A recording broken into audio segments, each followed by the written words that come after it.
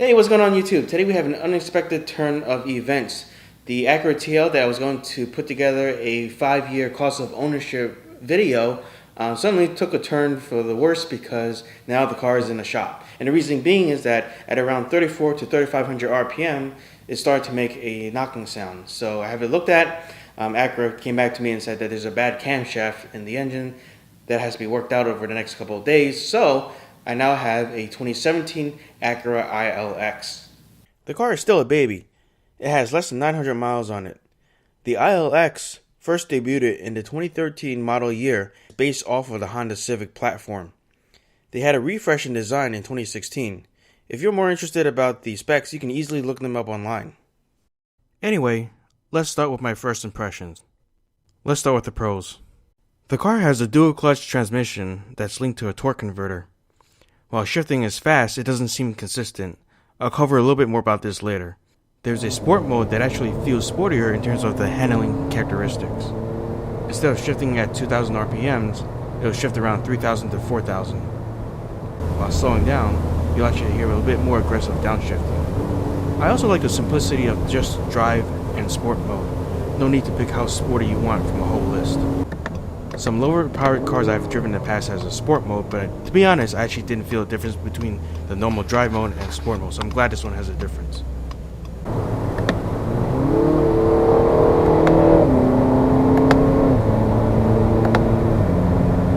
Acura retained the hooded display, which keeps the display readable in bright sunlight conditions.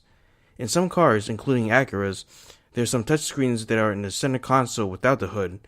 When the sun shines directly on the screen, it becomes hard to read. Although this trim level doesn't include the touchscreen, I do like the hard buttons. Touchscreens can vary controls in menus, making it harder to access. I also had a chance to drive the 2018 Acura TLX. At least on that model, they tried to improve the interface. The controls are also embedded in the tabs themselves. This is a creative way to minimize hand movement, especially if you're driving. And guess what? The Acura ILX has folding seats. This was one big complaint I had about the 2013 Acura TL since those seats do not fold. So if you buy a small bookshelf or some other small furniture, you can transport that with the ILX. The trunk and gas cap controls were another complaint I had about my TL, but I'm glad they fixed it here. Inside, the trunk and fuel controls are located on a single lever. Push to open the gas cap door, pull to open the trunk. Simple enough. On the TL, they were buttons, not levers, that were side by side, and you can actually hit the wrong one if you're not paying attention. On the outside of the ILX, the trunk button is located towards the center of the trunk lid. This makes it easier to access because the TL has them off to the right, so people would be touching the TL's rear view camera instead of the button.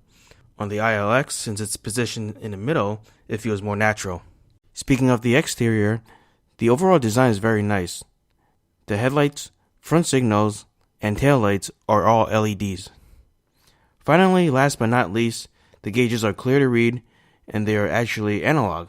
I feel that cars with all digital displays look too much like a video game. Now on to cons. Earlier, I mentioned that the Acura ILX has a dual clutch transmission with a torque converter. I noticed that the shifting seems to lag at certain times.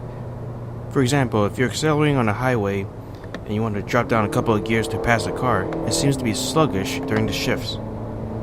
However, if your foot is off the gas, it can better predict and speed up your downshifts. While the paddle shifters work 99% of the time, on very rare occasions, sometimes if you click one of the paddle shifters, nothing happens at all. I'm not sure why this happens. At least for me, it seems like it happens when I try to downshift. There's this one time where I tried to downshift around 2500 RPM, so it was nowhere near redline, and the downshift didn't happen until the second press. I didn't get a chance to see if upshifting was affected, but this was something to note. Another quirk is that if you're in sport mode, sometimes the engine will just hang around 3000 to 4000 RPMs, probably just to anticipate you accelerating. But if you're going down the highway and you're not changing speeds, 3000 to 4000 RPM is pretty high for cruising speed. Another thing I noticed is that sometimes the transmission is a little bit jerky at times, so if you're shifting, sometimes it's not really as smooth as it should be. And the reason I mentioned this is that when driving the 2018 Acura TLX, I noticed that the shifting is more refined and smoother. One thing I noticed with Acura, as well as some other companies, is that the paddle shifters are not mounted to the steering column.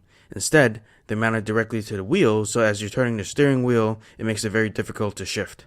When you fold down the rear seats, the rear headrest can collide with the front seat if a tall person was sitting there. But maybe the headrest can be taken out to fix this. Some of the interior materials look cheap. The matte plastic does make things look a little basic. On the outside, the exhaust tips are hidden. And for the lights, the turn signals are incandescent on the rear. Come on, Acura. You almost went all LEDs. And another weird thing is that there are no puddle lights on the door. Really? On a luxury car?